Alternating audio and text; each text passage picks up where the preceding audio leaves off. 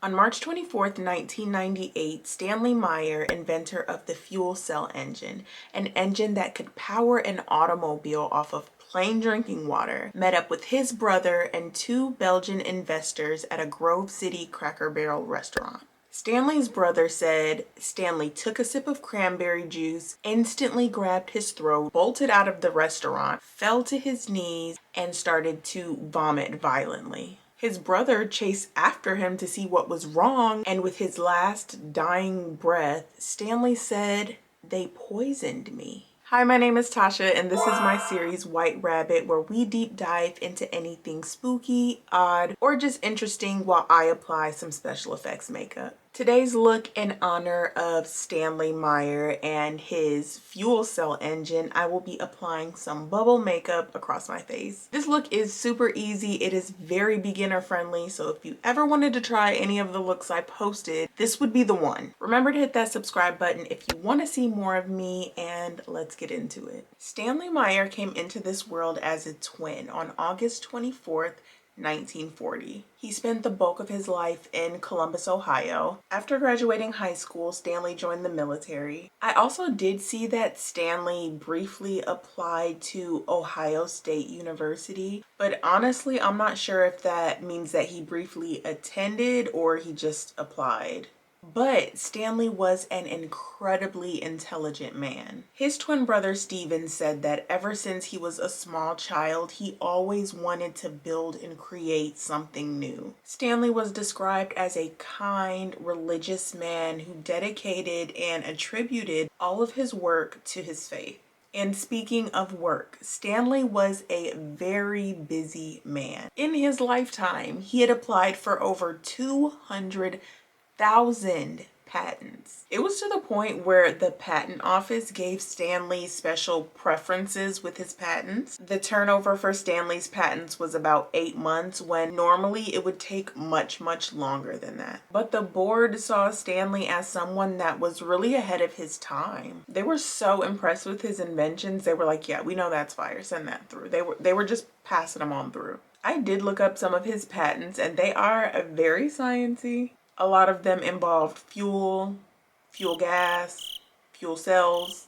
And I also saw that he patented a lot of processes, which I didn't really know that you could do. I guess it makes sense, but I'd never thought about it. While Stanley was developing all of these patents, he was working for the Battelle Foundation in Ohio. This firm's work was specifically targeted at the development of greater humanity. But Stanley was also working with NASA because he knew so much about aerospace technology. And on top of all of that, Stanley funded almost all of his own projects, and his projects were really starting to make waves. Specifically, one project was making waves around the world. In 1975, Saudi Arabia was cutting its fuel supply to the US. Fuel prices skyrocketed. We were literally, as a nation, running out of oil. Businesses were losing money. There was like zero demand for cars. If you had one, most people could barely afford to keep gas in it. And if you didn't have one,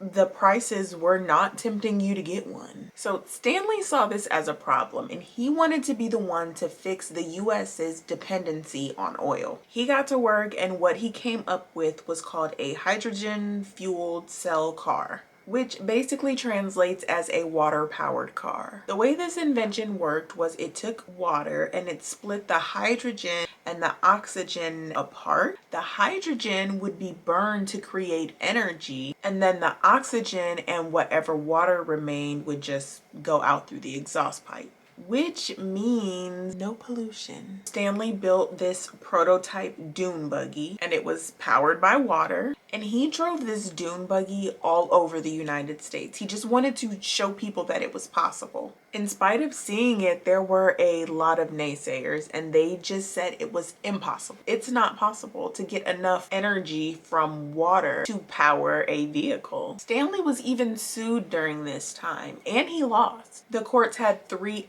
experts examined this fuel cell car, and they said that there was nothing revolutionary about it. They said that Stanley was using simple, conventional electrolysis, which is like, where is your water-powered car then? They basically said he was money laundering because he was selling the dream of this amazing invention, but it was basic. It was simple technology.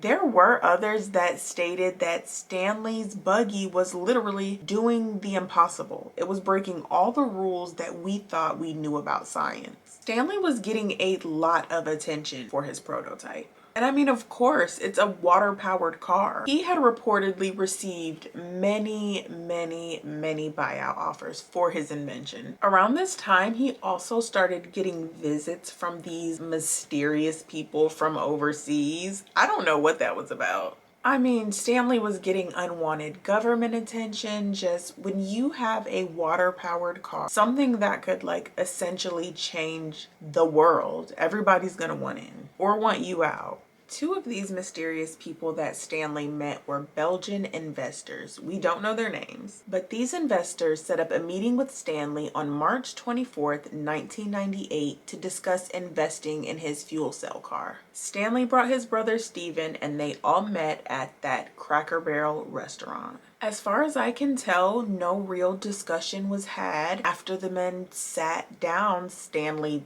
sipped his cranberry juice and immediately ran out of the restaurant vomiting and telling his brother that he was poisoned. Stanley passed away on that sidewalk. The day after the Cracker Barrel incident, Steven, Stanley's brother, got around to calling the investors and he actually let them know that Stanley did not make it. And there was no reaction, no condolences, not even words, just silence. An investigation was launched into Stanley's death, and after 3 months, the police reported that Stanley had died from a cerebral aneurysm.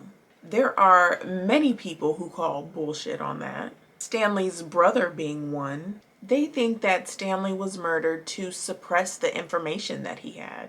It was no coincidence that as soon as Stanley started getting attention from this invention that could literally turn the world upside down and put big businesses on their backs, he dies. And was it a coincidence that this aneurysm came right after he took a sip of this cranberry juice and accused someone of poisoning him? I wish I knew if the cranberry juice was tested. I didn't see anything that said it was, but I kind of feel like how could you not? Tell me what you think. I'm somewhere lost in the middle. If you made it to the end of this video with me, leave a little water drop emoji in the comments just so I want to see who makes it to the end. Also, tell me what you think. Do you think he died of just an aneurysm? Or are you a bit of a conspiracy theorist and do you think that there could be a little more to the story? I don't know. I'm somewhere in between. Please remember to like, comment, and subscribe, share with someone, and I will see you down the next rabbit hole.